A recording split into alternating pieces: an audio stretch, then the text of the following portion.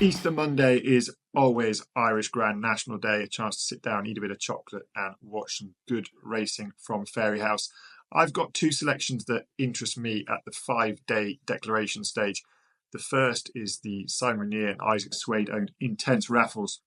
He's been a revelation since arriving in Ireland from France, where after initial promise, winning his first three starts, including beating Oroco, he sort of lost his way. Now with Tom Gibney, and Tom Gibney, although not a big trainer, certainly seems to have found the key to him. He's got good course form, firstly when winning on Irish debut over 2 miles 6 furlongs, beat where it all began comfortably by 4 lengths, and then he won in an absolute can to end up to 3 mile 2 at the same track last time. He's gone up £13 to a mark of 140, but given that the winning margin last time could be measured in furlongs rather than lengths, you have to think that the handicapper is guessing as to how much superiority Intense Raffles had last time. His front-running style is perhaps not ideally suited to a marathon test like this and the Irish Grand National in general, but I think he's a graded horse in a handicap. He's got to be on anyone's shortlist. Be interesting to see who they turn to replace the injured Darryl Jacob, who's going to have to sit it out with a broken collarbone. But Intense Raffles is certainly top of my shortlist. Another horse who I think has to be on your radar is the Henry de Bromhead trained Senior Chief. He's quite lightly raced, just had 3 chase starts, but he shaped promisingly on all 3 chase starts. First of all, on his chase debut at Punchestown, where he was well beaten by Gaelic Warrior, but that was a very inadequate 2 mile 3 furlong trip. And just 3 lengths ahead was I Know Your Way You're Thinking, who of course ran out a very ready winner of the Kim Muir at the Cheltenham Festival. So it does look like a decent piece of debut form. He was then outpaced by Manila Kakuna at Navan on his second chase start, but did some quite nice late work. A slow jump at the final fence probably exaggerated the distance he was beaten by, and Manila Kakuna is no slouch over trips of 3 miles in that grade.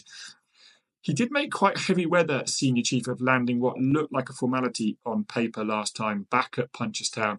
Going to the last fence, it looked like odds-on backers were perhaps in the spot of bother, but he rallied really well in the closing stages and actually, I think, won a shade snugly over a trip of 2 miles 7 furlongs with some really good work inside the last half furlong.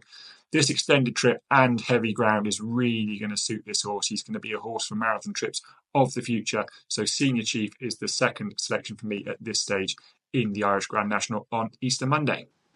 My nap for Saturday comes in the 3:15 from Haydock, and it's the Heather Main trained Numitor. There's plenty wrong, I think, with the racing calendar in the UK at the moment, but I think one thing we can all agree on is the veteran races are the highlight of any card they feature on. Numitor, although only a 10-year-old, is perhaps lightly raced compared to some of these rivals. He was off the track for about 340 days after getting injured in last season's Topham, but returned to Exeter just 11 days ago and ran a very fine race indeed. He was a shade exuberant in the early stages. He has been a keen-going horse in the past, and it's to his credit that landing over the second last, he was still in front, given how inefficiently he had raced. But the petrol gauge did hit empty heading towards the last. It was a slow jump at the last, and he was ultimately beaten 10 lengths, but it was still a very promising run. The handicap has dropped him £3 for that, down to a mark of 129, which I thought was a fairly lenient piece of handicapping when you consider that just a year ago he was second in a good handicap chase at Newbury off a mark of 135. Trying to concede £12 on that occasion to Hal Tenham, who's now rated 142. He's won his last 2. Numitor will love the soft ground. He'll love this flat track at Haydock. And Sean Bowen is an ideal jockey for a horse that finds plenty for pressure. There's never a jockey you want more on board than Sean Bowen on those types of horses. The 11-day turnaround is a mild concern, but I think he's going to go off a decent price, and I'm keen to have Numitor on side. My next best on Saturday is Ballygeary in the 2:05 from Haydock, trained by Donald McCain. He was a real eye-catcher when finishing 7th in the Moor Battle Hurdle last time at Kelso. Travelled very powerfully through that race, travelled much the best into the home straight, but he'd gone right around the inner under Brian Hughes and was simply left with nowhere to go as the tempo of the race quickened.